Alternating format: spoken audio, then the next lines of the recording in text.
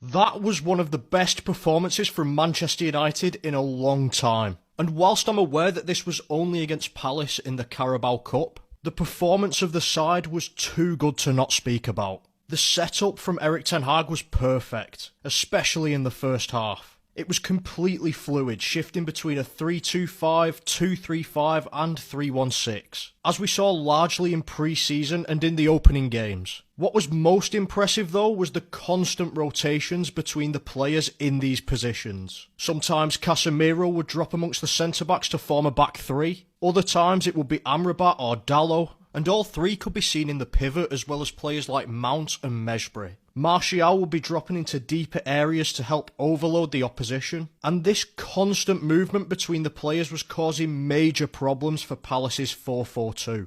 And the game plan from Ten Hag was on full display for the opening goal. United had overloaded the left-hand side of the pitch, a pattern we'll see throughout the first half, and in turn dragged the Palace 4-4-2 across with them, before recycling play back to Mason Mount, whose first thought when receiving the ball was to switch the play to the opposite side and find Pellistri, who was in acres of space. The pass from Mount is perfect, and as soon as it's played, Dalot has already begun to underlap Pellistri. The fullback gets to the byline and cuts the ball back across goal, where United have 5 attackers waiting to score. One of which was Alejandro Garnacho, who finished the move well. And as I said before, this was the game plan. Draw Palace across to one side of the pitch, mostly the left side, and then look to switch play before they can cover the space and then attack in numbers. We saw a similar move again just 3 minutes later, and this was a passage of play that I really liked. Starting with United building from the back in the 3-1 shape with Onana. Mount dropping deep into the left back role again,